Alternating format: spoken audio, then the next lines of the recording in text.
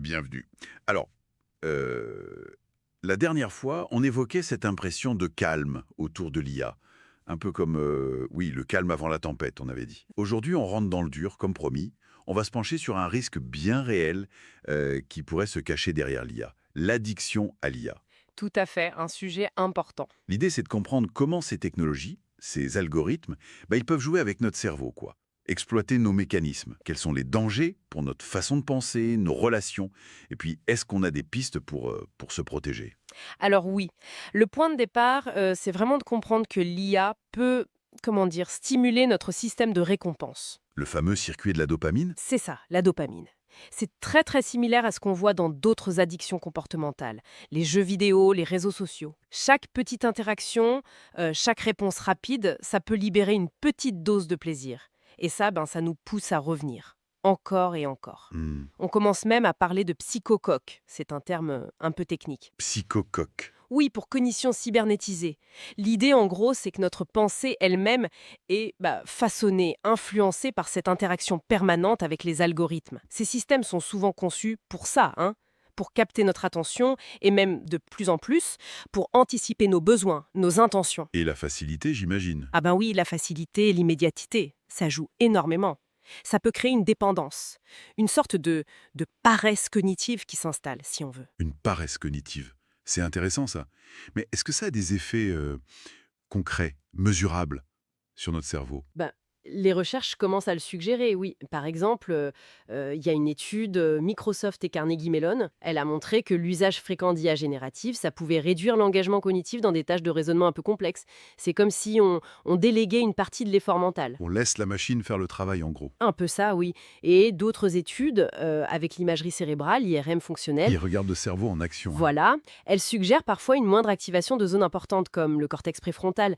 C'est crucial pour planifier, pour contrôler nos impulsions. Et ça, c'est quand on utilise beaucoup l'IA? Oui, lors d'une utilisation intensive. On a aussi vu dans certains tests de type Stroop ou autres des temps de réaction ou de décision qui peuvent ralentir. Donc, si je résume, à force de moins utiliser certaines de nos capacités, on pourrait les perdre un peu, comme un muscle qu'on n'entraîne plus. C'est une très bonne image, oui. On peut vraiment parler d'une perte de musculature cognitive. Si on devient trop dépendant des réponses toutes faites, nos propres capacités de réflexion critique, de résolution de problèmes, elles risquent de s'atrophier. C'est un cercle vicieux, alors. Exactement. Et le paradoxe, c'est qu'on pourrait se retrouver diminué intellectuellement par des outils qui sont censés nous aider, nous augmenter. C'est assez inquiétant pour le côté intellectuel. Mais quitte de l'impact social, émotionnel, sur nos relations. Alors là aussi, il y a des choses qui émergent. On voit des cas de dépendance émotionnelle assez forte à des chatbots, par exemple, comme Mais caractère.ai. alors, s'attache à une machine. Oui.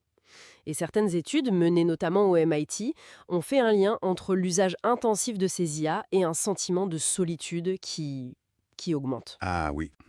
C'est paradoxal, non? On interagit plus, mais on se sent plus seul. C'est le risque, et oui, que ces interactions virtuelles, même si elles semblent combler un vide, finissent par remplacer ou appauvrir les vraies relations humaines. Comment ça? Il y a ce qu'on appelle parfois le paradoxe de l'empathie algorithmique. On a l'impression d'être compris, écouté par ma machine. Oui. Mais il manque la réciprocité, la profondeur d'une vraie relation. Ça peut créer un attachement, certes, mais un peu déséquilibré. Et ça peut nous détourner des interactions réelles, qui sont plus complexes, c'est vrai, mais tellement plus riches. Hmm, je vois. Certaines organisations qui étudient l'addiction aux technologies, elles notent une tendance à préférer la validation simple, rapide de l'algorithme. D'accord. Alors, face à tout ça, ces risques cognitifs, sociaux, qu'est-ce qu'on peut faire? Est-ce qu'il y a des pistes de prévention? Oui, heureusement, on commence à y réfléchir sérieusement. Il y a plusieurs niveaux d'action. D'abord, la régulation. L'AI Act européen, par exemple, il contient des dispositions pour interdire les systèmes d'IA qui exploiteraient nos vulnérabilités cognitives pour nous manipuler. Il parle même de mécanismes pour limiter les interactions excessives, des sortes de disjoncteurs. Intéressant. Et au-delà des lois? Il y a la conception des IA elles-mêmes, ce qu'on appelle la conception responsable ou human-centric. L'idée, c'est d'intégrer une sorte de friction éthique. Friction éthique. C'est-à-dire? Par exemple, imposer des petites pauses obligatoires, introduire des mini-délais de réponse pour casser l'immédiateté absolue, limiter la durée des sessions, Ou simplement être beaucoup plus clair sur le fait qu'on parle à une machine, pas à un humain. Rendre l'interaction moins fluide, moins addictive. Exactement. Ralentir un peu le flux. Et puis, évidemment, il y a l'éducation. C'est fondamental. Apprendre à s'en servir. Oui, mais plus que ça. Développer ce qu'on appelle une littératie algorithmique, dès le collège par exemple. Comprendre comment ça marche derrière. Quels sont les biais. Démystifier l'IA. C'est essentiel pour avoir un usage critique, maîtrisé. D'accord. Régulation, conception, éducation.